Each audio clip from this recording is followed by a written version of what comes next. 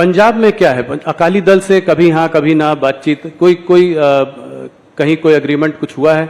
Captain Amarinder Singh और ये आप जिस तरह से सवाल पूछे, कभी हाँ कभी ना है ही नहीं। अभी नेगोशिएशन चल रहा है, तो नेगोशिएशन में तो एक ऑफर होती है, हम काउंटर ऑफर देते हैं, वो काउंटर ऑफर देते हैं, हम ऑफर देते हैं, ये चलता है। इसको हाना में नहीं देखना चाहिए। तो उम्मीद है कि मुझे लगता है 2-3 दिन में स्थिति स्पष्ट हो जाएगी। पर आप लोग चाहते हैं कि साथ में लड़ें, ये स्वाभाविक। हम तो चाहते हैं कि हमारे एनडीए के सारे साथी हमारे साथ हो, फिर से एक बार सारा एनडीए संपूर्ण बने, परंतु भारतीय जनता पार्टी का उचित हिस्सा और हमारे कार्यकर्ताओं का सम्मान, वो भी हमारी चिंता का विषय होता है। तो हरियाणा में दुष्यंत चौटाला से बाद में फिर से समझौता हो सकता है? दरवाजे बंद नहीं है, एनडीए में रह सकते हैं।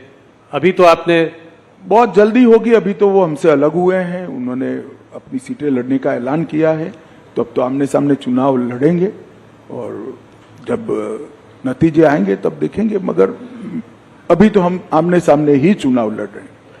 2-3 सवाल इन्हीं मुद्दों पर और प्रदेशों पर। और आंध्र प्रदेश और तेलंगाना में आप इस बार अपनी पोजीशन को कैसे देखते हैं? क्या पिछली बार से स्ट्रांग रहेंगे आप तेलंगाना में? निश्चित रूप से जिस प्रकार का स्वागत पलक पावड़े बिछाकर दक्षिण भारत की जनता मोदी जी का कर रही है, वो भारतीय जनता पार्टी के लिए उत्साहवर्धन करने वाली बात है।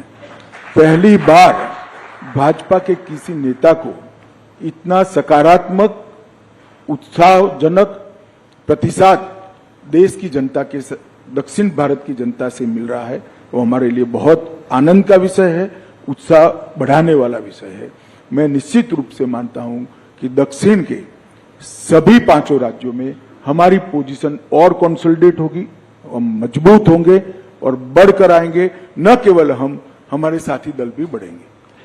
वेस्ट बंगाल की बात मैं थोड़ा सा करना चाहता हूं। वहां संदेशकाली के बाद आपकी स्थिति, पिछली बार 18 सीटें आई थी और लोग मान नहीं रहे थे कि आपने मुझसे इंटरव्यू में कहा था कि बहुत अच्छी स्थिति है। हम लोग सोच रहे थे कि 18 सीट नहीं, पर आप 18 सीट लेके आए।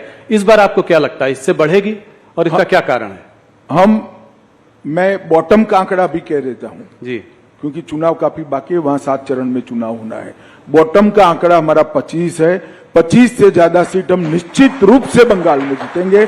इस बार बंगाल में भारतीय जनता पार्टी सबसे बड़ी पार्टी बनकर उभरी। 25 सीटें, बड़ा वो है। 25 से ज्यादा। 25 से ज्यादा। तो ये कैसे होगा? ये आपका जो साउथ ईस्ट बंगाल में जो है आप काफी वीक हैं। पिछली बार आपको शायद सिर्फ 2 ही सीट मिली थी वहां 18 सीटों पे। वो एरिया जो है वो आपके लिए बहुत अहम है, कोलकाता, हुगली, 24 परगना, हावड़ा।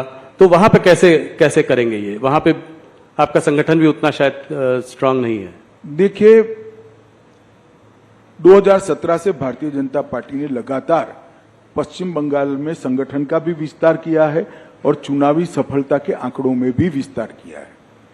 2017 से लगातार हम बढ़ते ही जा रहे हैं। विगत विधानसभा चुनाव की मैं बात करूं, हम 2 लोग थे, 77 हो गए, बहुत बड़ी जंप है।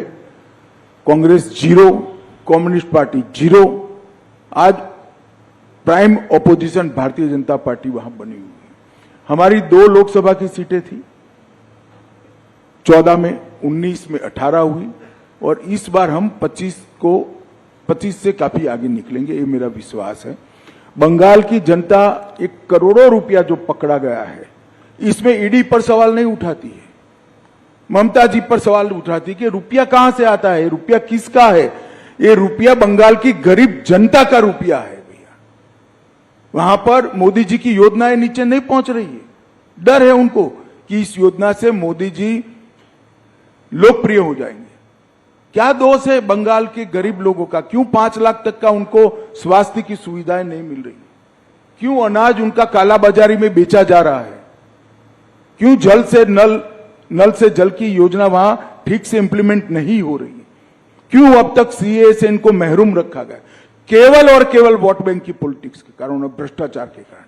भ्रष्टाचार उनका उजागर हो चुका है। बंगाल की जनता के सामने ममता जी एक्सपोज हो चुकी है।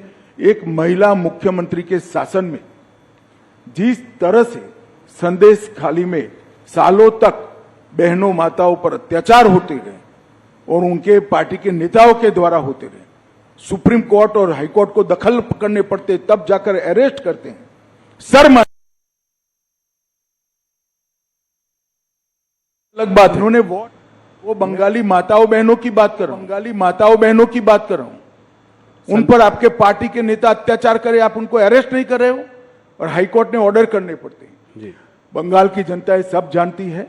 मेरा तो बंगाल की माताओं बहनों से करबद्ध निवेदन है कि इस बार शक्ति का परिचय राहुल के साथ साथ ममता जी को भी करा देते।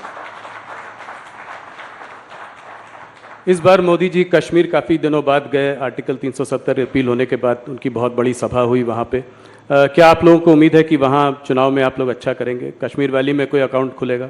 देखिए, कश्मीर वैली में भारतीय जनता पार्टी के अकाउंट खुलना न खुलना ये बड़ी बात नहीं है, परंतु 3 परिवारवादी पार्टियों ने, Congress party, NC national conference और पीडीपी, ये 3 परिवारवादी पार्टियों ने वहां पर लोकतंत्र को पनपने नहीं दिया। आजादी से अब तक वहां पंचायत चुनाव नहीं हुए। पहली बार हमने 30,000 पंच सरपंच को चुनाव करा, तहसील पंचायत बनी, जिला पंचायत बनी। पहले वो 3 पार्टी जिसका चिट फाड़ते थे वही नेता होते थे। मैं घाटी के मुसलमान भाइयों बहनों को कहने आया हूं कि आप कृपया, अगर चाहते हैं कि जमहूरियत पाताल से नीचे तक चली जाए, लोकतंत्र पाताल से नीचे चली जाए, इसके मूल पाताल से नीचे जाना है, तो ये 3 परिवारवादी पार्टियों को साफ कर दो। जिसको वोट देना है ना, इसको दो, परंतु कश्मीर में तभी जाकर लोकतंत्र आ रहा है। ये 370 का हवा बनाए थे भारतीय जनता पार्टी की सरकार ने, मोदी जी ने 370 को समाप्त कर दिया। आज हर कश्मीरी को 5 लाख से ज्यादा स्वास्थ्य को मिलता है, पानी मिल गया, चावल मिल रहा है, सारी स्वास्थ्य की सुविधाएं मिल गई है, बड़े बड़े इंस्टीट्यूशन आए हैं। 2 करोड़ से ज्यादा यात्री अब आज कश्मीर में जा रहे हैं। कश्मीर में 30 साल के बाद थिएटर खुले हैं। कश्मीर में 30 साल के बाद ताजिया का जुलूस निकल रहा है, मुहर्रम का जुलूस निकल रहा है। ये लोकतंत्र की बहाली के कारण हुआ है। जी, एक बार कश्मीर की जनता ने हिम्मत करना चाहिए। जिन लोगों ने 75 साल तक कश्मीर की जनता को लोकतंत्र से महरूम रखा, संवैधानिक अधिकारों से महरूम रखा और अपने केंद्र सरकार की स्कीमों से महरूम रखा, उनको दंड दीजिए, लोकतंत्र को मजबूत कर दिए। भारतीय जनता पार्टी को वोट दीजिए, जिसको देना है इसको दीजिए, परंतु घाटी में एक बार ये 3 परिवारवादी पार्टियों को सबक सिखाना चाहिए। कश्मीर में चुनाव कब होंगे? ये मैंने आपसे सवाल बहुत बार पहले भी पूछा है। इस बार बोला गया कि पैरामिलिट्री फोर्सेस की कुछ कमी है क्योंकि नेशनल इलेक्शंस हो रहे हैं तो नहीं हो पाए, तो इसका मतलब जल्दी होने चाहिए। सुप्रीम कोर्ट ने ऑर्डर ही किया है सितंबर तक कराने का। जी, तो उसके तो आउटर लिमिट है, सितंबर के पहले हो जाएंगे। एक सवाल जो कि बार बार होता है, आप लोगों का नारा था कि मंदिर वहीं बनाएंगे, वो आप लोगों ने बनवाया, प्राण प्रतिष्ठा हुई। एक और नारा है जो है अभी तो ये झांकी है, काशी मथुरा बाकी है, तो क्या ये अगले उसमें 5 साल में देखने को मिलेगा? देखिए, ये सारे मसले कोर्ट में लंबित है, इस पर मेरा अभी कुछ भी कहना उचित नहीं है, परंतु मैं एक बात जरूर कहना चाहता हूं। राम मंदिर में हमारा पालमपुर कार्यकारिणी का भारतीय जनता पार्टी का वादा था कि हम संवैधानिक रूप से प्रभु श्री राम का भव्य मंदिर अयोध्या में बनाएंगे। 500 साल से करोड़ों राम भक्त जिसकी राह देख रहे थे, वो काम मोदी जी ने 5 साल में भी कर दिया। सुप्रीम कोर्ट का फैसला भी आ गया, भूमि पूजन भी किया और 22 जनवरी को प्राण प्रतिष्ठा कर प्रभु श्री राम को अपने भव्य मंदिर में विराजित करने का काम भी नरेंद्र मोदी ने कर दिया। और मैं मानता हूं कि जो दृश्य है वो क्षण है, 10,000 साल का क्षण है। मेरी बात याद रखना, 10,000 साल तक न केवल भारत, दुनिया इस क्षण को भुला नहीं पाएगी। और ये बहुत बड़ा लोकतंत्र का उदाहरण है, क्योंकि भारत में हिंदू मेजोरिटी में होने के बावजूद भी 75 साल तक हमने राह देखी कि हमें कोर्ट ऑर्डर करे, उसके बाद ही हम मंदिर बनाएंगे। और पूर्ण तरह संवैधानिक रूप से कोर्ट के ऑर्डर से मंदिर बनाया। दुनिया में ऐसे उदाहरण बहुत कम मिलते हैं जो भारत ने दिया है, और उसका मोदी जी के समय में होना, भाजपा के समय में होना, हम सबका सौभाग्य हम मानते हैं। जी, बस कुछ सवाल, 2-3 सवाल और आपको मैं उत्तर प्रदेश के बारे में सवाल पूछे बिना नहीं जाने दे सकता। क्या इस बार उत्तर प्रदेश में आपकी परफॉर्मेंस 2014 से भी ज्यादा अच्छी होगी। निश्चित रूप 73 से सीटें थी। निश्चित रूप से हम उत्तर प्रदेश में हमारा अब तक का सबसे अच्छा परफॉर्मेंस करेंगे, 2014 से भी ज्यादा सीटें। इसका मतलब रायबरेली में आप जीत सकते हैं, कन्नौज, मैनपुरी, आजमगढ़, इन सब में। सीटों के नाम पे न पड़िए, पूरी उत्तर प्रदेश की जनता परिवारवाद से त्रस्त है। इस बार परिवारवादी पार्टियों को जनता सबक सिखाएगी, ऐसा मुझे भरोसा है।